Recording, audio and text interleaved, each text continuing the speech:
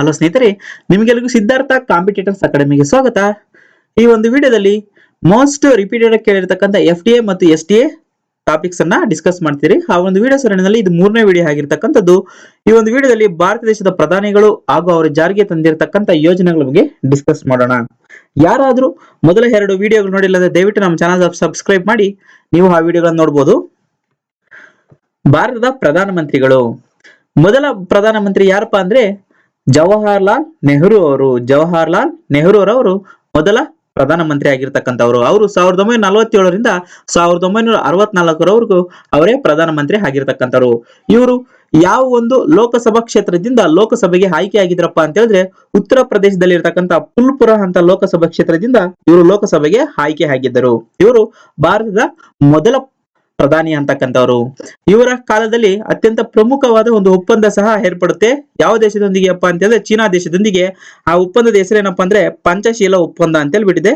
ಒಪ್ಪಂದ ಮಾಡ್ಕೊಂತಾರೆ. ಅದು ಯಾವ ವರ್ಷದಲ್ಲಪ್ಪ ಅಂತ ಹೇಳಿದ್ರೆ 1954 ಏಪ್ರಿಲ್ 21ರಂದು ಅವರು ಈ ಪಂಚಶೀಲ ಒಪ್ಪಂದವನ್ನ ಮಾಡ್ಕೊಂತಾರೆ. ಮತ್ತೆ ಇವರನ್ನ ಅಲಿಪ್ತ ನೀತಿಯ ಹಾರಿಕಾರಕ ಅಂತ ಸಹ ಕರೀತಾರೆ. ಏನಪ್ಪಾ ಈ ಅಲಿಪ್ತ ನೀತಿ ಅಂತ ಹೇಳಿದ್ರೆ ಸೆಕೆಂಡ್ ವರ್ಲ್ಡ್ ವಾರ್ ಆದ್ಮೇಲೆ ರಷ್ಯಾ ಮತ್ತು ಅಮೆರಿಕ 2 ಬಣಗಳಾಗಿ ವಿಂಗಡುತ್ತವೆ. ರಷ್ಯಾಕ್ಕೆ ಸಪೋರ್ಟ್ ಮಾಡ್ತಕ್ಕಂತ ಒಂದು ಕಂಟ್ರಿಗಳೆಲ್ಲ ಒಂದು ಬಣ ಆದ್ರೆ ಅಮೆರಿಕಕ್ಕೆ ಸಪೋರ್ಟ್ ಮಾಡ್ತಕ್ಕಂತ ಕಂಟ್ರಿಗಳೆಲ್ಲ ಒಂದು ಬಣ ಆಗಿರ್ತದೆ. ಸೊ ಆ 2 ಬಣಗಳಿಗೆ ಸೇರದೆ 3ನೇ ಬಣವಾಗಿ ಅಥವಾ 2 ದೇಶಗಳೊಂದಿಗೆ ಉತ್ತಮ ಸಂಬಂಧವನ್ನು ಹೊಂದಿದ್ದು ತನ್ನದೇ ಆದಂತಹ ಒಂದು ಹೇಳಿಕೆಯನ್ನು ನಿರೂಪಿಸಿಕೊಳ್ತಕ್ಕಂಥ ದೇಶಗಳ ಒಂದು ಬಣವೇ ಈ ಒಂದು ಅಲಿಪ್ತ ನೀತಿ. ಸೊ ಈ ಅಲಿಪ್ತ ಬಣ ಅಂತ ಕರೀತಾರೆ. ಸೊ ಆ ಒಂದು ಐಡಿಯಾ ಕೊಟ್ಟಿದ್ದು ಈ ಪ್ರಪಂಚಕ್ಕೆ ಯಾರಪ್ಪ ಅಂದ್ರೆ ಮೊದಲು ಜವಾಹರ್ಲಾಲ್ ನೆಹರು. ಅಲಿಪ್ತ ನೀತಿ ಅಂತ ಹೇಳಿದ್ರೆ 2 ದೇಶದೊಂದಿಗೆ ಅಂದ್ರೆ ರಷ್ಯಾ ಮತ್ತು ಅಮೆರಿಕ 2 ದೇಶದೊಂದಿಗೆ ಉತ್ತಮವಾದ ಒಂದು ಸಂಬಂಧವನ್ನು ಇಟ್ಕೊಂಡು ತನ್ನ ಹೇಳಿಕೆಗಾಗಿ ನಿರ್ವಹಿಸತಕ್ಕಂತ ಒಂದು ದೇಶ ಆಗಿರ್ತಕ್ಕಂಥದ್ದು. ಸೊ ಆ ಅಲಿಪ್ತ ನೀತಿಯನ್ನು ಮೊದಲಿಗೆ ಐಡಿಯಾ ಕೊಟ್ಟಂತ ವ್ಯಕ್ತಿ ಯಾರಪ್ಪ ಅಂತ ಹೇಳಿದ್ರೆ ಜವಾಹರ್ಲಾಲ್ ನೆಹರು ಅವರು. ಮತ್ತು ಈ ಜವಾಹರ್ಲಾಲ್ ನೆಹರು ಅವರೇ ಪಾಕಿಸ್ತಾನದೊಂದಿಗೆ ಸಿಂಧೂ ನದಿ ಒಪ್ಪಂದವನ್ನು ಮಾಡ್ಕೊಂತಾರೆ. ಈ ಪಾಕಿಸ್ತಾನದೊಂದಿಗೆ ಸಿಂಧೂ ನದಿ ಒಪ್ಪಂದ ಮಾಡ್ಕೊಂಡಾಗ ಪಾಕಿಸ್ತಾನ ಪ್ರಧಾನಿ ಯಾರಪ್ಪ ಆಗಿದ್ರು ಅಂದ್ರೆ ಅಯೂಬ್ ಖಾನ್ ಅಂತ ಆಗಿದ್ರು. ಸೊ ಇನ್ನ ಒಂದು ಇಂಪಾರ್ಟೆಂಟ್ ಏನಪ್ಪಾ ಅಂದ್ರೆ ಈ ಒಪ್ಪಂದಕ್ಕೆ ಮಧ್ಯಸ್ಥಿಕೆ ಹೊಂದಿರತಕ್ಕಂತ ಒಂದು ಸಂಸ್ಥೆ ಯಾವ್ದಪ್ಪ ಅಂತ ಹೇಳಿದ್ರೆ ವಿಶ್ವ ಬ್ಯಾಂಕ್.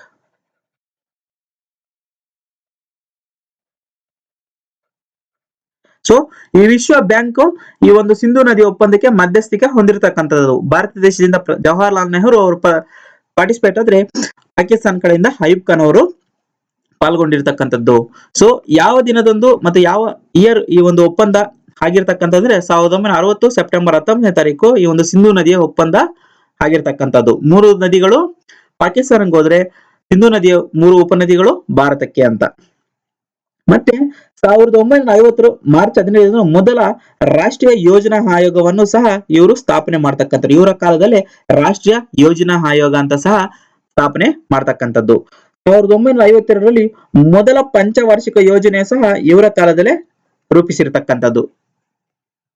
ಇಂಪಾರ್ಟೆಂಟ್ ಏನಪ್ಪಾ ಅಂತಂದ್ರೆ ಮೊದಲ ಯೋಜನಾ ಆಯೋಗ ಸ್ಥಾಪನೆ ಮಾಡಿದ್ದು ಸಹ ಜವಾಹರ್ಲಾಲ್ ನೆಹರು ಅವರು ಪ್ರಧಾನಿ ಆಗಿದ್ದಾಗ ಮತ್ತು ಪಂಚಶೀಲ ಯೋಜನೆಯನ್ನು ಸಹ ಪ್ರಾರಂಭ ಮಾಡಿದ್ದು ಪ್ರೈಮ್ ಮಿನಿಸ್ಟರ್ ಜವಾಹರ್ಲಾಲ್ ನೆಹರು ಅವರಿದ್ದಾಗೆ. 1964 ಮೇ 17 ಇವರು ಅಧಿಕಾರದಲ್ಲಿದ್ದಾಗೆ ಮರಣ ಹೊಂದಿರತಕ್ಕಂಥದ್ದು. ಇವರ ಸಮಾಧಿ ಹೆಸರು ಶಾಂತಿವನ ಅಂತ ಹೇಳ್ಬಿಟ್ಟಿದೆ. ಇವರು ಹುಟ್ಟಿದ್ದು 1889 ನವೆಂಬರ್ 14ರಂದು. ಆ ದಿನದ ನೆನಪಿಗಾಗಿ ನವೆಂಬರ್ 14ನೇ ದಿನದ ನೆನಪಿಗಾಗಿ ಮಕ್ಕಳ ದಿನಾಚರಣೆ ಅಂತ ನಾವು ಆಚರಿಸ್ತೀರಿ. 1955ರಲ್ಲಿ ಇವರಿಗೆ ಭಾರತ ರತ್ನ ಸಹ ಸಿಕ್ಕಿರ್ತಕ್ಕಂಥದ್ದು. 1954ರಲ್ಲಿ ಇವರಿಗೆ ಭಾರತ ರತ್ನ ಸಹ ಸಿಕ್ಕಿರ್ತಕ್ಕಂಥದ್ದು. ಇನ್ನ ಒಂದು ಇಂಪಾರ್ಟೆಂಟ್ ಏನಪ್ಪಾ ಅಂತಂದ್ರೆ ನೆಹರು ಅವರು ಬರೆದಿರ್ತಕ್ಕಂಥ ಪುಸ್ತಕಗಳು ಅತ್ಯಂತ ಹೆಚ್ಚಾಗಿ ಕೇಳಿರ್ತಕ್ಕಂಥದ್ದು. ಈ ಪೊಲೀಸ್ ಎಕ್ಸಾಮ್ಸ್ ಅಲ್ಲಿ, PSIS ಎಕ್ಸಾಮ್ಸ್ ಅಲ್ಲಿ, ಮತ್ತೆ ಗ್ರೂಪ್ ಸಿ ನಲ್ಲಿ, SSC ಎಕ್ಸಾಮ್ ಅಲ್ಲೂ ಸಹ ಈ ಒಂದು ನೆಹರು ಅವರು ಬರೆದಿರತಕ್ಕಂತ ಪುಸ್ತಕಗಳನ್ನ ಕೇಳಿರ್ತಕ್ಕಂಥದ್ದು. ಮೊದಲನೇದು ಯಾವ್ದಪ್ಪ ಅಂತ ಹೇಳಿದ್ರೆ ಡಿಸ್ಕವರಿ ಆಫ್ ಇಂಡಿಯಾ ಅಂತಕ್ಕಂಥದ್ದು. ಸೊ ಇದು ಅಹಮದಾಬಾದ್ ಜೈಲಿನಲ್ಲಿರುವಾಗ ಈ ಪುಸ್ತಕವನ್ನು ಬರೆದಿರ್ತಕ್ಕಂಥದ್ದು, ಡಿಸ್ಕವರಿ ಆಫ್ ಇಂಡಿಯಾ. ಮತ್ತೆ ಗ್ಲಿಂಪ್ಸ್ ಆಫ್ ವರ್ಲ್ಡ್ ಹಿಸ್ಟ್ರಿ, ಪ್ರಪಂಚದ ಹಿಸ್ಟ್ರಿ ಬಗ್ಗೆ ಸಹ ಇವರು ಒಂದು ಪುಸ್ತಕವನ್ನು ಬರೆದಿರ್ತಕ್ಕಂಥದ್ದು. ಮತ್ತೆ ಟುವರ್ಡ್ಸ್ ಫ್ರೀಡಮ್ ಅಂದ್ರೆ ತನ್ನ ಆತ್ಮಚರಿತ್ರೆ ಹೆಸರು ಏನಪ್ಪಾ ಅಂತಂದ್ರೆ ಟುವರ್ಡ್ಸ್ ಫ್ರೀಡಮ್ ಅಂತ ಹೇಳ್ಬಿಟ್ಟಿದೆ. ಸೊ ನೆಹರು ಅವರ ಆತ್ಮಚರಿತ್ರೆ ಟುವರ್ಡ್ಸ್ ಫ್ರೀಡಮ್. ಮತ್ತೆ letter from a father to the his daughter. So letter from a father to his daughter ಅಂತಕ್ಕಂಥ ಪುಸ್ತಕ ಸಹ ಇವರು ಬರೆದಿರ್ತಕ್ಕಂಥದ್ದು. ಬಂಚ್ ಆಫ್ ಓಲ್ಡ್ ಲೆಟರ್ಸ್ ಅಂತಕ್ಕಂಥ ಒಂದು ಪುಸ್ತಕನು ಸಹ ಇವರು ಬರೆದಿರ್ತಕ್ಕಂಥದ್ದು. ಟೋಟಲ್ 5 ಪುಸ್ತಕ ಬರೆದಿರ್ತಕ್ಕಂಥದ್ದು. ಮೊದಲನೇದು ಡಿಸ್ಕವರಿ ಆಫ್ ಇಂಡಿಯಾ, ಯಾರಪ್ಪ ಬರ್ದಿದ್ದು ಅಂತ ಹೇಳಿದ್ರೆ ನೆಹರು ಅವರು ಬರೆದಿರ್ತಕ್ಕಂಥದ್ದು. ಎಲ್ಲಪ್ಪ ಇದನ್ನು ಬರೆದಿದ್ದು ಅಂದ್ರೆ ಅಹಮದಾಬಾದ್ ಜೈಲಿನಲ್ಲಿರುವಾಗ ಈ ಒಂದು ಪುಸ್ತಕವನ್ನು ಬರೆದಿರ್ತಕ್ಕಂಥ. ಮತ್ತೆ ಗ್ಲಿಂಪ್ಸ್ ಆಫ್ ವರ್ಲ್ಡ್ ಹಿಸ್ಟ್ರಿ ಬಗ್ಗೆ ಒಂದು ಪುಸ್ತಕವನ್ನು ಬರೆದಿದ್ದಾರೆ. ಮೂರನೇದು ಟುವರ್ಡ್ಸ್ ಫ್ರೀಡಮ್, ಆತ್ಮಚರಿತ್ರೆ ಸಹ ತನ್ನ ಚರಿತ್ರೆ ತಾನೇ ಬರ್ಕೊಂಡಿದ್ದಾರೆ, ಟುವರ್ಡ್ಸ್ ಫ್ರೀಡಮ್ ಅಂತ ಹೇಳ್ಬಿಟ್ಟೆ. ಮತ್ತೆ later from a father to his daughter ಅಂತಕ್ಕಂಥ ಒಂದು ಪುಸ್ತಕವನ್ನು ಬರೆದಿದ್ದಾರೆ. ಬಂಚ್ ಆಫ್ ಓಲ್ಡ್ ಲೆಟರ್ಸ್ ಅಂತಕ್ಕಂಥ ಒಂದು ಪುಸ್ತಕವನ್ನು ಸಹ ಇವರು ಬರೆದಿರ್ತಕ್ಕಂಥ. ಟೋಟಲ್ 5 ಪುಸ್ತಕ ಬರೆದಿದ್ದಾರೆ. ಇದರ ತುಂಬಾ ಇಂಪಾರ್ಟೆಂಟ್ ಯಾವ್ದಪ್ಪ ಅಂತಂದ್ರೆ ಡಿಸ್ಕವರಿ ಆಫ್ ಇಂಡಿಯಾ ಅಂತಕ್ಕಂಥದ್ದು ತುಂಬಾ ಇಂಪಾರ್ಟೆಂಟ್ ಆಗಿರ್ತಕ್ಕಂಥದ್ದು. ಮತ್ತೆ ಅವರ ಆತ್ಮಚರಿತ್ರೆ ಸಹ ಇಂಪಾರ್ಟೆಂಟ್ ಆಗಿರ್ತಕ್ಕಂಥ. ಇದು ಸಹ ಎಕ್ಸಾಮ್ಸ್ ಅಲ್ಲಿ ಕೇಳಿರ್ತಕ್ಕಂಥದ್ದು, ಟುವರ್ಡ್ಸ್ ಫ್ರೀಡಮ್ ಅಂತ. ನೆಕ್ಸ್ಟ್ 1964ರಲ್ಲಿ ಅಧಿಕಾರದಲ್ಲಿದ್ದಾಗೆ ಜವಾಹರ್ಲಾಲ್ ನೆಹರು ತೀರ್ಕೊಂತಾರೆ. ಆಗ ಹಂಗಾಮಿಯಾಗಿ ಸೆಲೆಕ್ಟ್ ಆಗಿರ್ತಕ್ಕಂಥ ಪ್ರಧಾನಿ ಯಾರಪ್ಪ ಅಂತಂದ್ರೆ ಗುಲ್ಜರ್ ಲಾಲ್ ನಂದಾ ಅಂತಕ್ಕಂಥವರು ಹಂಗಾಮಿಯಾಗಿ ಪ್ರೈಮ್ ಮಿನಿಸ್ಟರ್ ಆಗಿ ಸೆಲೆಕ್ಟ್ ಆಗ್ತಾರೆ 1964ರಲ್ಲಿ. ಮೊದಲ ಹಂಗಾಮಿ ಪ್ರಧಾನಿ ಯಾರಪ್ಪ ಅಂತ ಕೇಳಿದ್ರೆ ಗುಲ್ಜರ್ ಲಾಲ್ ನಂದಾ. ತದನಂತರ ಹಂಗಾಮಿ ಆದ್ಮೇಲೆ ಮೊದಲಿಗೆ ಫುಲ್ ಟರ್ಮ್ ಆಗಿ ಯಾರಪ್ಪ ಆಯ್ಕೆ ಆಗ್ತಾರೆ ಅಂತ ಹೇಳಿದ್ರೆ ಲಾಲ್ ಬಹದ್ದೂರ್ ಶಾಸ್ತ್ರಿ ಅವರು. ಲಾಲ್ ಬಹದ್ದೂರ್ ಶಾಸ್ತ್ರಿ ಅವರು ನೆಹರು ಅವರಾದ್ಮೇಲೆ ಪ್ರೈಮ್ ಮಿನಿಸ್ಟರ್ ಆಗ್ತಕ್ಕಂಥದ್ದು. ಅವರು 1964ರಿಂದ 66 2 ವರ್ಷ ಅಧಿಕಾರದಲ್ಲಿದ್ದರು. ಇವರು ಸಹ ಅಧಿಕಾರದಲ್ಲಿದ್ದಾಗೆ ಮರಣ ಹೊಂತಾರೆ 1960ರಲ್ಲಿ. ಇವರ ಸಮಾಧಿ ಹೆಸರೇನಪ್ಪಾ ಅಂತ ಹೇಳಿದ್ರೆ ವಿಜಯ್ ಘಾಟ್. ಲಾಲ್ ಬಹದ್ದೂರ್ ಶಾಸ್ತ್ರಿ ಅವರ ಸಮಾಧಿ ಹೆಸರು ವಿಜಯ್ ಘಾಟ್. ಇವರು ಯಾವ ಒಂದು ಒಪ್ಪಂದದ ಸಮಯದಲ್ಲಿ ಇವರು ಕೊನೆಯ ಹೆಸರು ಹೇಳ್ತಾರಪ್ಪ ಅಂದ್ರೆ ತಾಷ್ಕಂಟ್ ಒಪ್ಪಂದ. ಸೊ ಈ ತಾಷ್ಕಂಟ್ ಒಪ್ಪಂದ ಎಲ್ಲಪ್ಪ ನಡೀತಕ್ಕಂಥದ್ದು ಅಂತ ಹೇಳಿದ್ರೆ ಇದು ರಷ್ಯಾ ದೇಶದಲ್ಲಿ ಈ ಒಪ್ಪಂದ ನಡೀತಕ್ಕಂಥದ್ದು. ಈ ತಾಷ್ಕಂಟ್ ಒಪ್ಪಂದ ಅಂತಕ್ಕಂಥದ್ದು ರಷ್ಯಾ ದೇಶದಲ್ಲಿ. ಅಲ್ಲಿ ಯಾರಪ್ಪ ಈ ಎರಡು ದೇಶಗಳು, ಪಾಕಿಸ್ತಾನ ಮತ್ತು ಭಾರತಕ್ಕೆ ಎರಡು ದೇಶಗಳ ಮಧ್ಯಸ್ಥಿಕೆ ಹೊಂದಿರತಕ್ಕಂಥ ದೇಶ ಯಾವ್ದಪ್ಪ ಅಂತಂದ್ರೆ ರಷ್ಯಾ ದೇಶ. ಅದು ಒಂದು ಕಾರಣದಿಂದ ಇವರು ಭಾರತದ ಪ್ರಧಾನಿಯಾಗಿ ರಷ್ಯಾ ದೇಶಕ್ಕೆ ಪ್ರಯಾಣ ಬೆಳೆಸಿರ್ತಾರೆ. ಪಾಕಿಸ್ತಾನ ಪ್ರಧಾನಿಯಾಗಿ ಅಯೂಬ್ ಖಾನ್ ಅವರು ರಷ್ಯಾ ದೇಶಕ್ಕೆ ಪ್ರಯಾಣ ಬೆಳೆಸಿರ್ತಾರೆ. ಆಗ ತಾಷ್ಕಂಟ್ ಒಪ್ಪಂದ ಏರ್ಪಡುತ್ತೆ. ಅದೇ ರಾತ್ರಿ ತನ್ನ ಕೊನೆಯ ಹೆಸರನ್ನು ಹೇಳಿದ್ದಾರೆ. ಜನವರಿ 10ನೇ ತಾರೀಕು 1966ರಲ್ಲಿ ಇವರು ಮರಣವನ್ನು ಹೊಂತಾರೆ. ಇವರು ಕೊಟ್ಟಿರ್ತಕ್ಕಂಥ ಒಂದು ಘೋಷವಾಕ್ಯ ಅತ್ಯಂತ ಹೆಚ್ಚು ಮಹತ್ವವಾಗಿರ್ತಕ್ಕಂಥದ್ದು ಮತ್ತು ಅತ್ಯಂತ ಹೆಚ್ಚು ಪ್ರಚಲಿತವಾಗಿರ್ತಕ್ಕಂಥದ್ದು, ಅತ್ಯಂತ ಹೆಚ್ಚು ಎಕ್ಸಾಮ್ಸ್ ಅಲ್ಲಿ ಕೇಳಿರ್ತಕ್ಕಂಥದ್ದು ಸಹ ಯಾವ್ದಪ್ಪ ಅಂದ್ರೆ ಜೈ ಜವಾನ್ ಜೈ ಕಿಸಾನ್ ಅಂತಕ್ಕಂಥದ್ದು. ಸೊ ಜೈ ಜವಾನ್ ಜೈ ಕಿಸಾನ್ ಯಾರ ಘೋಷವಾಕ್ಯಪ್ಪ ಅಂತಂದ್ರೆ ಲಾಲ್ ಬಹದ್ದೂರ್ ಶಾಸ್ತ್ರಿ ಅವರ ಘೋಷವಾಕ್ಯ. ಇನ್ನೂ ಒಂದು ಇಂಪಾರ್ಟೆಂಟ್ ಏನಪ್ಪಾ ಅಂದ್ರೆ ಜೈ ಜವಾನ್ ಜೈ ಕಿಸಾನ್ ಜೈ ವಿಜ್ಞಾನ್ ಅಂತಕ್ಕಂಥ ಘೋಷವಾಕ್ಯ ಯಾರ್ದಪ್ಪ ಅಂತ ಹೇಳಿದ್ರೆ ಅಟಲ್ ಬಿಹಾರ್ ವಾಜಪೇಯಿ ಅವರದ್ದು. ಇವರಿಗೆ ಭಾರತ ರತ್ನವನ್ನು ಮರಣೋತ್ತರವಾಗಿ ಪಡೆದಂತಕ್ಕ ಮೊದಲ ಪ್ರಧಾನಿ ಆಗಿರ್ತಕ್ಕಂಥವ್ರು ಸಹ. ಮರಣ ಆದ್ಮೇಲೆ ಒಂದು ಭಾರತ ರತ್ನ ಪಡೆದಿರತಕ್ಕಂಥವರಲ್ಲಿ ಇವರು ಸಹ ಒಬ್ರು. 1960ರಲ್ಲಿ ಇವರಿಗೆ ಭಾರತ ರತ್ನವನ್ನು ಸಹ ಪ್ರೆಸೆಂಟ್ ಮಾಡ್ತಕ್ಕಂಥದ್ದು. ಇಂಪಾರ್ಟೆಂಟ್ ಏನಪ್ಪಾ ಅಂತ ಹೇಳಿದ್ರೆ ಇವರು ತಾಷ್ಕಂಟ್ ಒಪ್ಪಂದ ಆದ ನಂತರ ರಷ್ಯಾ ದೇಶದಲ್ಲಿದ್ದಾಗೆ ಇವರು ಮರಣವನ್ನು ಹೊಂತಾರೆ. ಪ್ಲಸ್ ಜೈ ಜವಾನ್ ಜೈ ಕಿಸಾನ್ ಘೋಷವಾಕ್ಯ ಯಾರದಪ್ಪ ಅಂತ ಹೇಳಿದ್ರೆ ಲಾಲ್ ಬಹದ್ದೂರ್ ಶಾಸ್ತ್ರಿ ಅವರದು. ನೆಕ್ಸ್ಟ್ ಪ್ರಧಾನಿ ಇಂದಿರಾ ಗಾಂಧಿ. ಇವರು ಯಾವ ವರ್ಷದಿಂದ ಯಾವ ವರ್ಷವರೆಗೂ ಪ್ರಧಾನಿ ಆಗಿರ್ತಾರಪ್ಪ ಅಂತ ಹೇಳಿದ್ರೆ 1966ರಿಂದ 1977ರವರೆಗೂ ಮೊದಲ ಪ್ರಧಾನಿ ಆಗಿರ್ತಾರೆ. ಮತ್ತೆ 80ರಿಂದ 83ರವರೆಗೂ ಅವರು ಎರಡನೇ ಸಾರಿ ಪ್ರಧಾನಿ ಆಗಿರ್ತಾರೆ. ಆಗ ಅವರು 83ರಲ್ಲಿ ಗುಂಡೇಟಿಗೆ ಕಾರಣರಾಗಿ ಮರಣವನ್ನು ಹೊಂತಾರೆ. ಅಧಿಕಾರದಲ್ಲಿದ್ದಾಗ ಇವರು ಸಹ ಮರಣ ಹೊಂದಿರತಕ್ಕಂತ ಒಬ್ಬ ಪ್ರಧಾನಿ ಸಹ ಹೌದು. ಭಾರತದ ಮೊದಲ ಮಹಿಳಾ ಮತ್ತು ಜಗತ್ತಿನಲ್ಲಿ ಅಧಿಕವಾಗಿ ಆಡಳಿತ ನಡೆಸಿರ್ತಕ್ಕಂಥ ಒಬ್ಬ ಮಹಿಳಾ ಪ್ರಧಾನಿ ಆಗಿರ್ತಕ್ಕಂಥ. ಭಾರತದಲ್ಲಿ ಮೊದಲ ಮತ್ತು ಜಗತ್ತಿನಲ್ಲೇ ಅತಿ ಹೆಚ್ಚು ಕಾಲ ಆಡಳಿತ ನಡೆಸಿರ್ತಕ್ಕಂಥ ಒಬ್ಬ ಮಹಿಳಾ ಪ್ರಧಾನಿ ಸಹ ಇವರೇ ಆಗಿರ್ತಕ್ಕಂಥದ್ದು. ಇಂದಿರಾ ಗಾಂಧಿ ಅವರು ನೆಹರು ಅವರವರ ಮಗಳು ಸಹ ಹೌದು. 1969ರಲ್ಲಿ 20 ಅಂಶಗಳ ಕಾರ್ಯಕ್ರಮ ಸಹ ಇವರು ಜಾರಿಗೆ ತಂದಿರತಕ್ಕಂಥದ್ದು. ಇದು ಅತ್ಯಂತ ಇಂಪಾರ್ಟೆಂಟ್ ಆಗಿರತಕ್ಕಂತ ವಿಷಯ ಸಹ ಹೌದು. 20 ಅಂಶಗಳ ಕಾರ್ಯಕ್ರಮ ಜಾರಿಗೆ ತಂದಂತ ಪ್ರಧಾನಿ ಮಂತ್ರಿ ಯಾರಪ್ಪ ಅಂತ ಹೇಳಿದ್ರೆ ಇಂದಿರಾ ಗಾಂಧಿ ಅವರು. 5ನೇ ಪಂಚವಾರ್ಷಿಕ ಯೋಜನೆಯಲ್ಲಿ ಗರೀಬ್ ಹಟಾವೋ ಎಂಬ ಧ್ಯೇಯ ವಾಕ್ಯವನ್ನು ಸಹ ಇವರು ಜಾರಿಗೆ ತಂದಕ್ಕಂತವ್ರು. ಗರೀಬ್ ಹಟಾವೋ ಅಂದ್ರೆ ಬಡತನ ನಿರ್ಮೂಲನೆ ಅಂತ ಪದದ ಅರ್ಥ. ಗರೀಬ್ ಹಟಾವೋ ಅಂತಕ್ಕಂಥ ಘೋಷವಾಕ್ಯ ಯಾರ್ದಪ್ಪ ಅಂತ ಕೇಳಿದ್ರೆ ಶ್ರೀಮತಿ ಇಂದಿರಾ ಗಾಂಧಿ ಅವರದು ಅಂತ ಹೇಳ್ತಕ್ಕಂಥದ್ದು. ಮತ್ತು 20 ಅಂಶಗಳ ಕಾರ್ಯಕ್ರಮ ಸಹ ಇವರು ಇಂದಿರಾ ಗಾಂಧಿ ಅವರ ಸಮಯದಲ್ಲಿ ಬರ್ತಕ್ಕಂಥದ್ದು. 1975 ಜೂನ್ 25ನೇ ತಾರೀಕು ಆಂತರಿಕ ಒಂದು ಕಾರಣ ಕೊಟ್ಟು ರಾಷ್ಟ್ರೀಯ ತುರ್ತು ಪರಿಸ್ಥಿತಿಯನ್ನು ಸಹ ಇವರು ಹೇಳ್ತಾರೆ. ಮೊದಲ ಆಂತರಿಕ ವಿಷಯಕ್ಕೆ ತುರ್ತು ಪರಿಸ್ಥಿತಿ ಹೇರಿರ್ತಕ್ಕಂಥ ಪ್ರಧಾನಿ ಯಾರಪ್ಪ ಅಂತ ಹೇಳಿದ್ರೆ ಶ್ರೀಮತಿ ಇಂದಿರಾ ಗಾಂಧಿ ಅವರು. 1971ರಲ್ಲಿ ಇವರಿಗೆ ಭಾರತ ರತ್ನ ಸಹ ಸಂದಿರ್ತಕ್ಕಂಥದ್ದು. ಎರಡನೇ ಟರ್ಮ್ ಇಂದಿರಾ ಗಾಂಧಿ ಅವರು ಎರಡನೇ ಟರ್ಮ್ ಎಲ್ಲಿಂದ ಎಲ್ಲವರೆಗೂ ಇರ್ತಾರಪ್ಪ 1980ರಿಂದ 84ವರೆಗೂ ಇರ್ತಕ್ಕಂಥವ್ರು. ಅವರು 1980 ಏಪ್ರಿಲ್ 15ರಂದು 6 ಬ್ಯಾಂಕ್ಗಳ ರಾಷ್ಟ್ರೀಕರಣ ಮಾಡ್ತಾರೆ. ಅದಕ್ಕೆ ಮೊದಲು 1969ರಲ್ಲಿ ಸುಮಾರು 14 ಬ್ಯಾಂಕ್ಗಳ ರಾಷ್ಟ್ರೀಕರಣ ಮಾಡಿರ್ತಕ್ಕಂಥದ್ದು. ಮತ್ತೆ ತದನಂತರ 80ರಲ್ಲಿ 6 ಬ್ಯಾಂಕ್ಗಳ ರಾಷ್ಟ್ರೀಕರಣ ಸಹ ಈ ಇಂದಿರಾ ಗಾಂಧಿ ಅವರ ಸಮಯದಲ್ಲೇ ಆಗಿರ್ತಕ್ಕಂಥದ್ದು.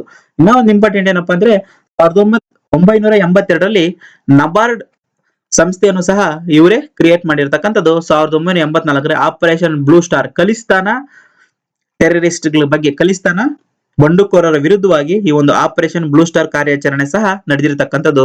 ಅದು ಎಲ್ಲಪ್ಪ ಈ ಆಪರೇಷನ್ ಬ್ಲೂ ಸ್ಟಾರ್ ಕಾರ್ಯಾಚರಣೆ ನಡೆದಿರತಕ್ಕಂಥದ್ದು ಅಂತ ಹೇಳಿದ್ರೆ ಪಂಜಾಬ್ ನಲ್ಲಿ ಇರತಕ್ಕಂಥ ಸುವರ್ಣ ಮಂದಿರದಲ್ಲಿ ಈ ಆಪರೇಷನ್ ಬ್ಲೂ ಸ್ಟಾರ್ ನಡೆದಿರತಕ್ಕಂಥದ್ದು. ಈ 1984 ಅಕ್ಟೋಬರ್ 3ನೇ ತಾರೀಕು ತನ್ನ ಬಾಡಿ ಗಾರ್ಡ್ಸ್ ಮುಖಾಂತರವಾಗಿ ಗುಂಡೇಟಿಗೆ ಮರಣ ಹೊಂದಿರತಕ್ಕಂಥ ಪ್ರಧಾನಿ ಸಹ ಇಂದಿರಾ ಗಾಂಧಿ ಅವರೇ. ಅವರು 1984 ಅಕ್ಟೋಬರ್ 30ನೇ ತಾರೀಕು ತನ್ನ ಮನೆಯಲ್ಲಿ ಕೊನೆಯುಸಿರೆಯನ್ನು ಸಹ ಹೇಳಿದ್ದಾರೆ. ಸೊ ಇಂಪಾರ್ಟೆಂಟ್ ಆಗಿರ್ತಕ್ಕಂಥ ಏನಪ್ಪಾ ಅಂತಂದ್ರೆ ಮೊದಲ ರಾಷ್ಟ್ರೀಕರಣ ಮಾಡಿರ್ತಕ್ಕಂಥ ಯಾರ ಅಧಿಕಾರದಲ್ಲಿ ಬ್ಯಾಂಕುಗಳ ರಾಷ್ಟ್ರೀಕರಣ ನಡೀತಪ್ಪ ಅಂತ ಹೇಳಿದ್ರೆ ಶ್ರೀಮತಿ ಇಂದಿರಾ ಗಾಂಧಿ ಅವರು. ನಬಾರ್ಡ್ ಸಂಸ್ಥೆಯನ್ನು ಸ್ಥಾಪನೆ ಮಾಡಿರ್ತಕ್ಕಂಥ ಪ್ರಧಾನಿ ಯಾರಪ್ಪ ಅಂತ ಹೇಳಿದ್ರೆ ಇಂದಿರಾ ಗಾಂಧಿ ಅವರು. ಆಪರೇಷನ್ ಬ್ಲೂ ಸ್ಟಾರ್ ಸಮಯದಲ್ಲಿ ಪ್ರಧಾನಿ ಆಗಿರ್ತಕ್ಕಂಥವ್ರು ಯಾರಪ್ಪ ಅಂದ್ರೆ ಇಂದಿರಾ ಗಾಂಧಿ ಅವರು. ಯಾವ ಒಂದು ಕಾರಣದಿಂದ ಆಪರೇಷನ್ ಬ್ಲೂ ಸ್ಟಾರ್ ನಡೀತದೆ ಅಂತ ಹೇಳಿದ್ರೆ ಖಲಿಸ್ತಾನ ಟೆರರಿಸ್ಟ್ಗಳ ವಿರುದ್ಧವಾಗಿ ಈ ಒಂದು ಆಪರೇಷನ್ ಬ್ಲೂ ಸ್ಟಾರ್ ಕಾರ್ಯಾಚರಣೆ ನಡೆದಿರತಕ್ಕಂಥದ್ದು. ಎಲ್ಲಪ್ಪ ಅಂತ ಹೇಳಿದ್ರೆ ಸುವರ್ಣ ಮಂದಿರದ, ಪಂಜಾಬ್ ನಲ್ಲಿ ಇರತಕ್ಕಂಥ ಸುವರ್ಣ ಮಂದಿರದಲ್ಲಿ. ಸೊ ಅವರು 1984 ಅಕ್ಟೋಬರ್ 31ನೇ ತಾರೀಕು ಮರಣ ಹೊಂತಾರೆ. ಅವರ ಸಮಾಧಿ ಹೆಸರು ಶಕ್ತಿ ಸ್ಥಳ. ನೆಕ್ಸ್ಟ್ ಪ್ರಧಾನಿ ಮೊರಾರ್ಜಿ ದೇಸಾಯಿ ಅವರು. ಇವರು ಮೊದಲ ಕಾಂಗ್ರೆಸ್ಸೇತರ ಪ್ರಧಾನಿ ಸಹ ಇವರು. ಸೊ ಮೊದಲ ಕಾಂಗ್ರೆಸ್ ಪಕ್ಷದಿಂದ ಬೇರೆಯಾಗಿ, ಕಾಂಗ್ರೆಸ್ ಪಕ್ಷ ಬಿಟ್ಟು ಬೇರೆಯವರು ಪ್ರಧಾನಿಯಾಗಿ ಆಯ್ಕೆ ಆಗಿರ್ತಕ್ಕಂಥದ್ರಲ್ಲಿ ಮೊದಲಗರು ಯಾರಪ್ಪ ಅಂತ ಹೇಳಿದ್ರೆ ಮೊರಾರ್ಜಿ ದೇಸಾಯಿ ಅವರು. ಅವರು 1977ರಿಂದ 79ವರೆಗೂ ಪ್ರಧಾನ ಮಂತ್ರಿಯಾಗಿ ಇರತಕ್ಕಂಥದ್ದು. ಇನ್ನ ಒಂದು ಹೆಗ್ಗಳಿಕೆ ಏನಪ್ಪಾ ಇವ್ರದ್ದು ಅಂದ್ರೆ ಅತಿ ಹೆಚ್ಚು ಬಾರಿ ಬಜೆಟ್ ಮಂಡನೆ ಸಹ ಮೊರಾರ್ಜಿ ದೇಸಾಯಿ ಅವರು ಮಂಡನೆ ಮಾಡಿರ್ತಕ್ಕಂಥದ್ದು. ಸುಮಾರು 10 ಸಾರಿ ಬಜೆಟ್ ಅನ್ನ ಮಂಡನೆ ಮಾಡಿರ್ತಕ್ಕಂಥದ್ದು. ಸಂವಿಧಾನಕ್ಕೆ 44ನೇ ತಿದ್ದುಪಡಿ 1978ರ ಅನ್ವಯ ಆಸ್ತಿ ಹಕ್ಕನ್ನು ತೆಗೆದು ಹಾಕಲಾಯಿತು. ಇವರ ಕಾಲದಲ್ಲಿ ಆಸ್ತಿ ಹಕ್ಕನ್ನು ಸಹ ತೆಗೆದು ಹಾಕಲಾಯಿತು 1944ನೇ ತಿದ್ದುಪಡಿ ಪ್ರಕಾರವಾಗಿ. ಇವರ ಸಮಾಧಿ ಹೆಸರು ಏನಪ್ಪಾ ಅಂದ್ರೆ ಅಭಯ್ ಘಾಟ್. ಸೊ ಇವರ ಸಮಾಧಿ ಹೆಸರು ಅಭಯ್ ಘಾಟ್. ಇವರಿಗೆ ಅತ್ಯುನ್ನತ ನಾಗರಿಕ ಪ್ರಶಸ್ತಿ ಆಗಿರ್ತಕ್ಕಂಥ ಭಾರತ ರತ್ನ ಸಹ ಇವರು ದೊರೆತಿರತಕ್ಕಂಥದ್ದು. ಪಾಕಿಸ್ತಾನದ ಅತ್ಯುನ್ನತ ನಾಗರಿಕ ಪ್ರಶಸ್ತಿ ಆಗಿರ್ತಕ್ಕಂಥ ನಿಶಾನ್ ಇ ಪಾಕಿಸ್ತಾನ ಅಂತಕ್ಕಂಥದ್ದು ಸಹ ಇವರಿಗೆ ದೊರೆತಿರ್ತಕ್ಕಂಥವು. ಎರಡೂ ದೇಶಗಳ ಒಂದು ಅತ್ಯುನ್ನತ ನಾಗರಿಕ ಪ್ರಶಸ್ತಿಯನ್ನು ಪಡೆದಿರತಕ್ಕಂಥ ಭಾರತದ ಮೊದಲ ಪ್ರಧಾನಿ ಅಂತ ಹೇಳದ ಕೂಡ ಈ ಒಂದು ಮೊರಾರ್ಜಿ ದೇಸಾಯಿ ಅವರಿಗೆ ಮಾತ್ರನೇ. ಸೊ ಈ ಮೊರಾರ್ಜಿ ದೇಸಾಯಿ ಅವರು ಭಾರತ ರತ್ನದ ನಿಶಾನ್ ಇ ಪಾಕಿಸ್ತಾನ ಅಂತಕ್ಕಂಥ ಎರಡೂ ಪ್ರಶಸ್ತಿಯನ್ನು ಸಹ ಇವರು ಪಡೆದಿರತಕ್ಕಂಥದ್ದು. 1966ರಲ್ಲಿ ಇವರು ಮೊದಲ ಆಡಳಿತ ಸುಧಾರಣಾ ಆಯೋಗದ ಅಧ್ಯಕ್ಷರಾಗಿ ಸಹ ಇವರು ಆಯ್ಕೆ ಆಗಿರ್ತಕ್ಕಂಥದ್ದು. ಮೊದಲ ಆಡಳಿತ ಸುಧಾರಣಾ ಆಯೋಗದ ಅಧ್ಯಕ್ಷರು ಸಹ ಈ ಮೊರಾರ್ಜಿ ದೇಸಾಯಿ ಅವರು. ನೆಕ್ಸ್ಟ್ ಪ್ರಧಾನಿ ಬಗ್ಗೆ ತಿಳ್ಕೊಳ್ಳೋಣ. ಚರಣ್ ಸಿಂಗ್ ಬಗ್ಗೆ ತಿಳ್ಕೊಳ್ಳೋಣ. ಇವರು 1979ರಿಂದ 80ರವರೆಗೂ ಇವರು ಅಧಿಕಾರದಲ್ಲಿ ಇರ್ತಾರೆ. ಇವರು 3ನೇ ಉಪ ಪ್ರಧಾನಿ ಸಹ ಆಗಿದ್ರು, ಪ್ಲಸ್ ಪ್ರಧಾನಿ ಹುದ್ದೆಗೂ ಹೇರಿದ್ರು. ಒಂದು ದಿನವೂ ಕೂಡ ಪ್ರಧಾನಿಯಾಗಿ ಸಂಸತ್ ಕಲಾಪದಲ್ಲಿ ಭಾಗವಹಿಸಲು ಸಾಧ್ಯವಾಗಲಿಲ್ಲ ಇವರ ಕಾಲದಲ್ಲಿ. ಸೊ ಇವರು ಒಂದೇ ಒಂದು ಸಂಸತ್ನ ಕಲಾಪದಲ್ಲಿ ಸಹ ಇವರು ಭಾಗವಹಿಸಿಲ್ಲ ಚರಣ್ ಸಿಂಗ್ ಅವರು. ಇವರು ಸತ್ತ ನಂತರ ಅವರ ಸಮಾಧಿ ಹೆಸರು ಏನಪ್ಪಾ ಅಂತಂದ್ರೆ ಕಿಸಾನ್ ಘಾಟ್. ಅವರ ಸಮಾಧಿ ಹೆಸರು ಕಿಸಾನ್ ಘಾಟ್ ಅಂತ ಕರೀತಾರೆ. ಇವರು ಒಬ್ಬ ರೈತ ಕುಟುಂಬದಿಂದ ಬಂದ ಕಾರಣದಿಂದ ಇವರನ್ನ ಕಿಸಾನ್ ಘಾಟ್ ಅಂತ ಇವರ ಸಮಾಧಿಗೆ ನಾಮಕರಣ ಸಹ ಮಾಡಿರ್ತಕ್ಕಂಥದ್ದು. ಇವರು ಒಂದೇ ಒಂದು ಸಂಸತ್ನ ಕಲಾಪಗಳಲ್ಲೂ ಸಹ ಭಾಗವಹಿಸಲು ಆಗಲಿಲ್ಲ. ಅಷ್ಟೊತ್ತಿಗೆ ಗೌರ್ಮೆಂಟ್ ಬಿದ್ದೋಗ್ಬಿಡುತ್ತೆ. ನೆಕ್ಸ್ಟ್ ಪ್ರಧಾನಿ ರಾಜೀವ್ ಗಾಂಧಿ. 1984ರಿಂದ 89ರವರೆಗೂ ಇವರು ಪ್ರಧಾನಿ ಆಗಿರ್ತಕ್ಕಂಥವ್ರು. ಅತ್ಯಂತ ಕಿರಿಯ ವಯಸ್ಸಿನಲ್ಲಿ ಇವರು ಪ್ರಧಾನಿ ಆಗಿರ್ತಕ್ಕಂಥವ್ರು. 40 ವರ್ಷಕ್ಕೆ ಇವರು ಪ್ರಧಾನಿ ಆಗಿರ್ತಕ್ಕಂಥವ್ರು. 1985ರಲ್ಲಿ 52ನೇ ತಿದ್ದುಪಡಿ ತಂದು ಪಕ್ಷಾಂತರ ನಿಷೇಧ ಕಾಯ್ದೆಯನ್ನು ಸಹ ಇವರು ಜಾರಿಗೆ ತಂದಕ್ಕಂಥವ್ರು. ಪಕ್ಷಾಂತರ ನಿಷೇಧ ಕಾಯ್ದೆಯನ್ನು ಮೊದಲ ಜಾರಿಗೆ ತಂದವರು ಯಾರಪ್ಪ ಅಂತ ಹೇಳಿದ್ರೆ ರಾಜೀವ್ ಗಾಂಧಿ ಆಗಿರ್ತಕ್ಕಂಥವ್ರು. ಇವರು 1952ರಲ್ಲಿ ಸಂವಿಧಾನಕ್ಕೆ ತಿದ್ದುಪಡಿ ಮಾಡಿ 52ನೇ ತಿದ್ದುಪಡಿ ಮಾಡಿ 1982ರಲ್ಲಿ ಈ ಒಂದು ಪಕ್ಷಾಂತರ ನಿಷೇಧ ಕಾಯ್ದೆಯನ್ನು ಸಹ ಜಾರಿಗೆ ತಂತಾರೆ. ಇನ್ನ ಒಂದು ಇಂಪಾರ್ಟೆಂಟ್ ಏನಪ್ಪಾ ಅಂತ ಹೇಳಿದ್ರೆ 1988ರಲ್ಲಿ 61ನೇ ತಿದ್ದುಪಡಿ ಮಾಡಿ, ಸಂವಿಧಾನಕ್ಕೆ 61ನೇ ತಿದ್ದುಪಡಿ ಮಾಡಿ ಮತದಾನ ವಯಸ್ಸನ್ನು 21ರಿಂದ 18 ವರ್ಷಕ್ಕೆ ಇಳಿಸ್ತಾರೆ. ಸೊ ಮೊದಲು 21 ವರ್ಷ ಇತ್ತು ಭಾರತಕ್ಕೆ ಸ್ವಾತಂತ್ರ್ಯ ಗಳಿಸಿದಾಗಿಂದ 1988ರವರೆಗೂ. ಮತ್ತೆ 1988ರಲ್ಲಿ 61ನೇ ತಿದ್ದುಪಡಿ ತಂದು 21 ವರ್ಷದಿಂದ 18 ವರ್ಷಕ್ಕೆ ಮತದಾನ ವಯಸ್ಸನ್ನು ಕಡಿಮೆ ಮಾಡ್ತಾರೆ. 1985ರಲ್ಲಿ ಇಂದಿರಾ ಗಾಂಧಿ ಅವರ ಹೆಸರಿನಲ್ಲಿ ಇಂದಿರಾ ಗಾಂಧಿ ರಾಷ್ಟ್ರೀಯ ಮುಕ್ತ ವಿಶ್ವವಿದ್ಯಾಲಯವನ್ನು ಸಹ ಇವರು ಸ್ಥಾಪನೆ ಮಾಡ್ತಾರೆ. ಸೊ ಇವರು ಇಂದಿರಾ ಗಾಂಧಿ ಅವರ ಮಗನೂ ಹೌದು. ಇಂಪಾರ್ಟೆಂಟ್ ಆಗಿರತಕ್ಕಂಥ ವಿಷಯ ಏನಪ್ಪಾ ಅಂತ ಹೇಳಿದ್ರೆ, ಪಕ್ಷಾಂತರ ನಿಷೇಧ ಕಾಯ್ದೆಯನ್ನು ಜಾರಿಗೆ ತಂದಂತ ಪ್ರಧಾನಿ ಯಾರಪ್ಪ ಅಂತ ಹೇಳಿದ್ರೆ ರಾಜೀವ್ ಗಾಂಧಿ ಅವರು. ನೆಕ್ಸ್ಟ್ ಪ್ರಧಾನಿ ಆಗಿರ್ತಕ್ಕಂಥವ್ರು ವಿ ಪಿ ಸಿಂಗ್ ಅವರು 1989 90ರವರೆಗೂ ಪ್ರಧಾನಿ ಆಗಿರ್ತಾರೆ. 1989ರಲ್ಲಿ ಇಂದಿರಾ ಗಾಂಧಿ ರಾಷ್ಟ್ರೀಯ ರಾಗ ಒಕ್ಕೂಟ ಅಂತಕ್ಕಂಥ ಒಂದು ಸಂಸ್ಥೆಯ ಒಂದು ಪಕ್ಷದ ಮುಖಾಂತರ ಸಮ್ಮಿಶ್ರ ಸರ್ಕಾರವನ್ನು ಇವರು ಸ್ಥಾಪನೆ ಮಾಡ್ತಾರೆ. ಇವರು ಸರ್ಕಾರ ಬಿದ್ದ ನಂತರ ಮತ್ತೊಬ್ರು ಪ್ರಧಾನಿ ಆಗ್ತಾರೆ. ಅವ್ರು ಯಾರಪ್ಪ ಅಂತ ಹೇಳಿದ್ರೆ ಚಂದ್ರಶೇಖರ. ಸೊ ಚಂದ್ರಶೇಖರ ಅವರು 1990ರಿಂದ 91ರವರೆಗೂ ಪ್ರಧಾನಿ ಆಗಿರ್ತಾರೆ. ಇವರು ಯಂಗ್ ಟರ್ಕ್ ಎಂದು ಸಹ ಖ್ಯಾತಿಯಾಗಿರ್ತಾರೆ. ಸೊ ಇವ್ರಿಗೆ ಇರ್ತಕ್ಕಂಥ ಒಂದು ಬಿರುದು ಏನಪ್ಪಾ ಅಂದ್ರೆ ಯಂಗ್ ಟರ್ಕ್ ಅಂತಕ್ಕಂಥ ಒಂದು ಬಿರುದು ಸಹ ಇರ್ತಕ್ಕಂಥವ್ರು. 1984 ಇವರು ದೇಶದಾದ್ಯಂತ ಪಾದಯಾತ್ರೆ ಸಹ ನಡೆಸಿರ್ತಕ್ಕಂಥವ್ರು. 1984ರಲ್ಲಿ ಇಡೀ ದೇಶದಾದ್ಯಂತ ಪಾದಯಾತ್ರೆಯನ್ನು ಸಹ ಈ ಚಂದ್ರಶೇಖರ್ ಅವರು ಮಾಡಿರ್ತಕ್ಕಂಥದ್ದು. ಇವರಿಗೆ ಇರ್ತಕ್ಕಂಥ ಬಿರುದು ಯಾವ್ದಪ್ಪ ಅಂದ್ರೆ ಯಂಗ್ ಟರ್ಕ್. ಇವರು ಸಹ ಕೇವಲ 1 ವರ್ಷನೇ ಅಧಿಕಾರದಲ್ಲಿ ಇರ್ತಕ್ಕಂಥವ್ರು. ತದನಂತರ ಬರ್ತಕ್ಕಂಥ ಅತ್ಯಂತ ಪ್ರಮುಖ ಪ್ರಧಾನಿ ಯಾರಪ್ಪ ಅಂತ ಹೇಳಿದ್ರೆ ಪಿ.ವಿ. ನರಸಿಂಹರಾವ್. ಸೊ ಇವರು 1991ರಿಂದ 96ರವರೆಗೂ ಇವರು ಪ್ರಧಾನಿ ಆಗಿರ್ತಕ್ಕಂಥವ್ರು. ಇವರು ಆಧುನಿಕ ಭಾರತದ ಚಾಣಕ್ಯ ಅಂತ ಸಹ ಇವರನ್ನು ಕರೀತಾರೆ. ಇವ್ರಿಗಿರ್ತಕ್ಕಂಥ ಬಿರುದು ಏನಪ್ಪಾ ಅಂದ್ರೆ ಆಧುನಿಕ ಭಾರತದ ಚಾಣಕ್ಯ ಅಂತ ಸಹ ಕರೀತಾರೆ. 1991 ಜುಲೈ 24ರಂದು ಹೊಸ ಆರ್ಥಿಕ ನೀತಿ ಯೋಜನೆಯನ್ನು ಸಹ ಇವರು ಜಾರಿಗೆ ತರ್ತಾರೆ. ಏನಪ್ಪಾ ಈ ಹೊಸ ಆರ್ಥಿಕ ಯೋಜನೆ ಅಂತ ಹೇಳಿದ್ರೆ L P G full form ಏನಪ್ಪಾ ಅಂತ ಹೇಳಿದ್ರೆ ಉದಾರೀಕರಣ, ಖಾಸಗೀಕರಣ, ಜಾಗತೀಕರಣ. ಸೊ ಲಿಬರಲೈಸೇಷನ್, ಪ್ರೈವೇಟೈಸೇಷನ್, ಗ್ಲೋಬಲೈಸೇಷನ್ ಅಂತಕ್ಕಂಥ ಒಂದು ಯೋಜನೆಯನ್ನು ಹೊಸ ಆರ್ಥಿಕ ಯೋಜನೆಯನ್ನು ಸಹ ಇವರು ಜಾರಿಗೆ ತರ್ತಾರೆ. 1988ರಲ್ಲಿ ಇವರು ಸೆಬಿ ಸಂಸ್ಥೆಯನ್ನು ಸಹ ಇವರು ಸ್ಥಾಪನೆ ಮಾಡ್ತಾರೆ. ಏನಪ್ಪಾ ಈ ಸೆಬಿ ಕೆಲಸ ಅಂತ ಹೇಳಿದ್ರೆ BSE ಮತ್ತೆ NSE national stock exchange control ಮಾಡತಕ್ಕಂಥ ಒಂದು ಸಂಸ್ಥೆಯನ್ನು ಸಹ ಇವರು ಪಿ.ವಿ. ನರಸಿಂಹರಾವ್ ಅವರು 1988ರಲ್ಲಿ ಸ್ಥಾಪನೆ ಮಾಡ್ತಾರೆ. ಇವರು ಬರೆದಿರ್ತಕ್ಕಂಥ ಪುಸ್ತಕ ಯಾವ್ದಪ್ಪ ಅಂದ್ರ ಇನ್ಸೈಡರ್ ಅಂತಕ್ಕಂಥ ಪುಸ್ತಕ ಇವರು ಬರೆದಿರ್ತಕ್ಕಂಥ ಒಂದು ಪುಸ್ತಕ. ನರಸಿಂಹರಾವ್ ಅವರು ಬರೆದಿರ್ತಕ್ಕಂಥ ಪುಸ್ತಕ ಇನ್ಸೈಡರ್. ಇನ್ನ ಒಂದು ಇಂಪಾರ್ಟೆಂಟ್ ಏನಪ್ಪಾ ಅಂದ್ರೆ ದಕ್ಷಿಣ ಭಾರತದ ಮೊದಲ ಪ್ರಧಾನಿ ಸಹ ಅವರು. ದಕ್ಷಿಣ ಭಾರತದಿಂದ ಮೊದಲ ಪ್ರಧಾನಿ ಇವರು ಆಂಧ್ರ ಪ್ರದೇಶದಿಂದ ಆಯ್ಕೆ ಆಗಿರ್ತಕ್ಕಂಥ ಒಬ್ಬ ಪ್ರಧಾನಿ ಪ್ಲಸ್ ಫುಲ್ ಟರ್ಮ್ ಆಗಿ ಇರ್ತಕ್ಕಂಥ ಪ್ರಧಾನಿ ಸಹ ಇವರಾವುದು. ನೆಕ್ಸ್ಟ್ ಯಾರಪ್ಪ ಪ್ರಧಾನಿ ಆಗಿದ್ರು ಅಂತಂದ್ರೆ HD ದೇವೇಗೌಡ. ಇವರು ಕರ್ನಾಟಕದಿಂದ ಆಯ್ಕೆ ಆಗಿರ್ತಕ್ಕಂಥ ಒಬ್ಬ ಪ್ರಧಾನಿ. ಇವರ ಮೊದಲ ಕನ್ನಡಿಗರು. ಇವರು ಯಾವ ಪಕ್ಷದ ಮುಖಾಂತರ ಪ್ರಧಾನಿ ಆದ್ರಪ್ಪ ಅಂತ ಹೇಳಿದ್ರೆ ಸಂಯುಕ್ತ ರಂಗ ಅಂತಕ್ಕಂಥ ಒಂದು ಪಕ್ಷದ ಮುಖಾಂತರವಾಗಿ ಈ ಸಮ್ಮಿಶ್ರ ಸರ್ಕಾರವನ್ನು ಸ್ಥಾಪನೆ ಮಾಡ್ತಾರೆ. ಕಾಂಗ್ರೆಸ್, JDS, ಕೆಲವೊಂದು ಬೇರೆ ಬೇರೆ ಪಕ್ಷಗಳು, JDU ಕೆಲವೊಂದು ಪಕ್ಷಗಳು ಸೇರಿಕೊಂಡು ಈ ಸಂಯುಕ್ತ ರಂಗದ ಮುಖಾಂತರವಾಗಿ ಇವರು ಪ್ರಧಾನಿ ಆಗ್ತಾರೆ. ಇವರು ಕೇವಲ 1 ವರ್ಷನೇ ಪ್ರಧಾನಿಯಾಗಿ ಅಧಿಕಾರವನ್ನು ಸಹ ಚಲಾಯಿಸ್ತಾರೆ. ನೆಕ್ಸ್ಟ್ ಯಾರಪ್ಪ ಪ್ರಧಾನಿ ಆಗ್ತಾರೆ ಅಂತಂದ್ರೆ IK ಗುಜ್ರಾಲ್ ಅಂತಕ್ಕಂಥವ್ರು ಪ್ರಧಾನಿ ಆಗ್ತಾರೆ.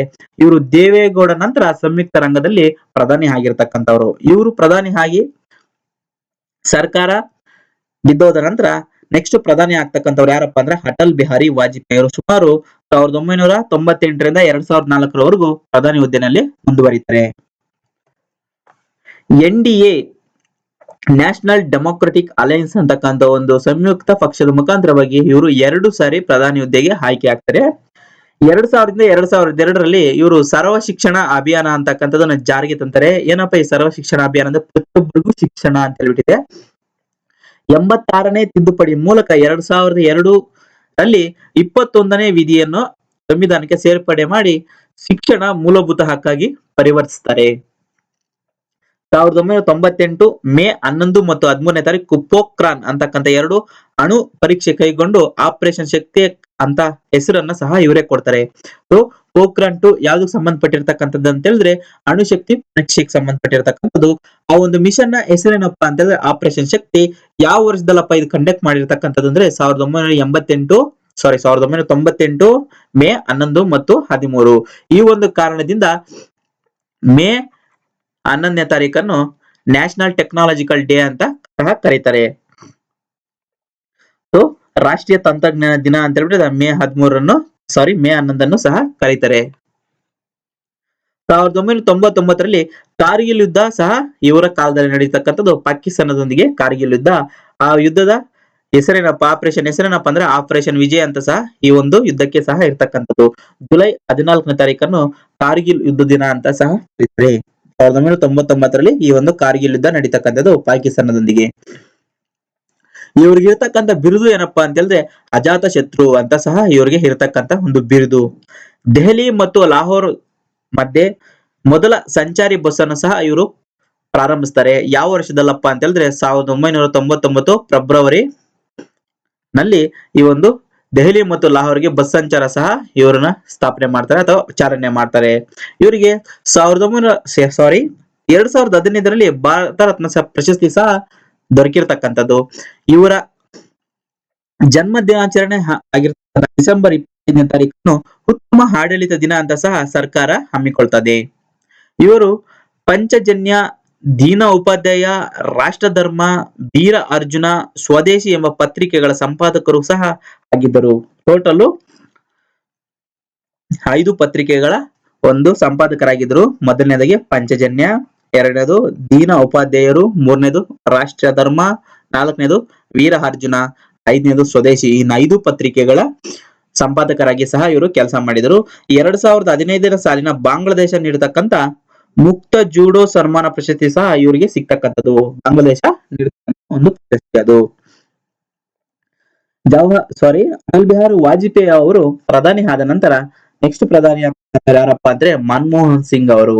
ಯಾವ ಒಂದು ಸಂಸ್ಥಾನ ಅಥವಾ ಯಾವ ಒಂದು ಕ್ಷೇತ್ರದಿಂದ ಇವರು ಪ್ರಧಾನಿ ಆಗ್ತಾರಪ್ಪ ಅಂತ ಹೇಳಿದ್ರೆ ಅಸ್ಸಾಂ ರಾಜ್ಯದಿಂದ ಪ್ರಧಾನಿ ಆಗ್ತಾರೆ. ಇವರು ರಾಜ್ಯಸಭೆಯಿಂದ ಪ್ರಧಾನಿ ಆಗ್ತಕ್ಕಂಥವ್ರು. ಇವರು ಲೋಕಸಭೆಯಿಂದ ಪ್ರಧಾನಿ ಅಲ್ಲ, ರಾಜ್ಯಸಭೆಯಿಂದ ಪ್ರಧಾನಿ ಆಗ್ತಕ್ಕಂಥವ್ರು. ಇವರು ರಿಸರ್ವ್ ಬ್ಯಾಂಕ್ ನ ಮಾಜಿ ಗವರ್ನರ್ ಸಹ ಹೌದು. 2006 ಫೆಬ್ರವರಿ 2ನೇ ತಾರೀಕು ಆಂಧ್ರ ಪ್ರದೇಶದಲ್ಲಿ ಇರತಕ್ಕಂಥ ಅನಂತಪುರ ಜಿಲ್ಲೆಯಲ್ಲಿ ರಾಷ್ಟ್ರೀಯ ಗ್ರಾಮೀಣ ಉದ್ಯೋಗ ಖಾತ್ರಿ ಯೋಜನೆಯನ್ನು ಸಹ ಇವರು ಜಾರಿಗೆ ತರ್ತಕ್ಕಂಥವ್ರು. ಏನಪ್ಪಾ ಈ ರಾಷ್ಟ್ರೀಯ ಉದ್ಯೋಗ ಗ್ರಾಮೀಣ ಖಾತ್ರಿ ಯೋಜಪ್ಪ ಅಂತ ಹೇಳಿದ್ರೆ ಪ್ರತಿಯೊಬ್ಬರಿಗೂ 100 ದಿನಗಳ ಕಾಲ ಕೆಲಸ ಕೊಡ್ತಕ್ಕಂಥದ್ದು. ಹಳ್ಳಿ ಕಡೆ 100 ದಿನಗಳ ಕಾಲ ಕೆಲಸ ಕೊಡ್ತಕ್ಕಂಥದ್ದು ಈ ಒಂದು ಪ್ರೋಗ್ರಾಮ್ ಮುಖ್ಯ ಉದ್ದೇಶ. 2009ರಲ್ಲಿ ಶಿಕ್ಷಣ ಹಕ್ಕು ಕಾಯ್ದೆ RTE ರೈಟ್ ಟು ಎಜುಕೇಶನ್ ಅಂತ ಕಾಯ್ದೆಯನ್ನು ಸಹ ಇವರು ಜಾರಿಗೆ ತಂದಕ್ಕಂಥವ್ರು.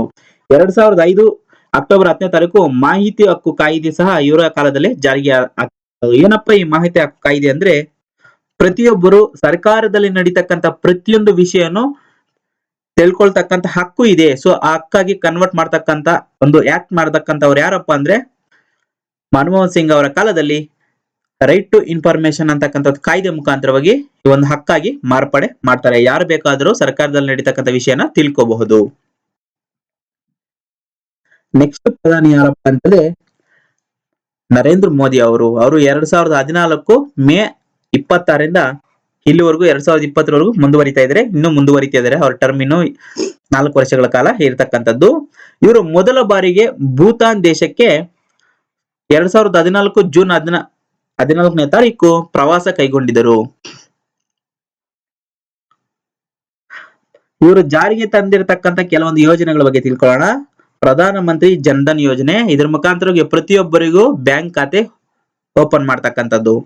Make in India plus Indian digital India, ಸಂಸದರ ಆದರ್ಶ ಗ್ರಾಮ ಯೋಜನೆ, ಇನ್ನೂ ಕೆಲವೊಂದು ಪ್ರೋಗ್ರಾಮ್ಸ್ ಅನ್ನ ಸಹ ಇವರು ಜಾರಿಗೆ ತಂದಿರತಕ್ಕಂಥದ್ದು. ಅತ್ಯಂತ ಪ್ರಮುಖ ಒಂದು ಯೋಜನೆ ಯಾವ್ದಪ್ಪ ಅಂತ ಹೇಳಿದ್ರೆ ಸ್ವಚ್ಛ ಭಾರತ ಅಭಿಯಾನ. ಸೊ ಈ ಸ್ವಚ್ಛ ಭಾರತ ಅಭಿಯಾನ ವಿಶ್ವದಲ್ಲೇ ಹೆಗ್ಗಳಿಕೆ ಗಳಿಸಿರ್ತಕ್ಕಂಥ ಒಂದು ಪ್ರೋಗ್ರಾಮ್ ಆಗಿರ್ತಕ್ಕಂಥದ್ದು. ಹೆಣ್ಣು ಮಕ್ಕಳ ಹಕ್ಕಿಗಾಗಿ ಸುಕನ್ಯಾ ಸಮೃದ್ಧಿ ಯೋಜನೆಯನ್ನು ಸಹ ಇವರು ಜಾರಿಗೆ ತಂದಿರತಕ್ಕಂಥವ್ರು. ಬೇಟಿ ಬಚಾವೋ ಬೇಟಿ ಪಡಾವೋ ಕಾರ್ಯಕ್ರಮವನ್ನು ಸಹ ಇವರೇ ಜಾರಿಗೆ ತಂದಿರ್ತಕ್ಕಂಥದ್ದು. ಹಲೋ ಸ್ನೇಹಿತರೆ, ಪ್ರಧಾನಿ ನರೇಂದ್ರ ಮೋದಿ ಅವರು ತಂದಿರತಕ್ಕಂಥ ಇನ್ನೂ ಹಲವು ಕಾರ್ಯಕ್ರಮಗಳಿದಾವೆ. ಅವೆಲ್ಲ ನೀವೇ ಈ ಪಾಯಿಂಟ್ ಜೊತೆಗೆ ಆಡ್ ಮಾಡ್ಕೊಳ್ಳಿ. ಈ ವಿಡಿಯೋದಲ್ಲಿ ಇರ್ತಕ್ಕಂಥ ಎಲ್ಲಾ ಇನ್ಫಾರ್ಮೇಶನ್ ನಿಮ್ಗೆ ಉಪಯೋಗ ಬಂದಿದೆ ಅನ್ಕೊಂಡಿದ್ದೀನಿ. ನಿಮ್ಗೆ ಈ ವಿಡಿಯೋ ಇಷ್ಟ ಆಗಿದ್ರೆ ದಯವಿಟ್ಟು ಈ ಚಾನಲ್ ಸಬ್ಸ್ಕ್ರೈಬ್ ಮಾಡಿ, ನಿಮ್ ಫ್ರೆಂಡ್ ಜೊತೆಗೆ ಈ ಚಾನಲ್ ಶೇರ್ ಮಾಡಿ. ಈ ವಿಡಿಯೋ ನೋಡಿದ್ದಕ್ಕೆ ಎಲ್ಲರಿಗೂ ಮತ್ತೊಮ್ಮೆ ಧನ್ಯವಾದಗಳು.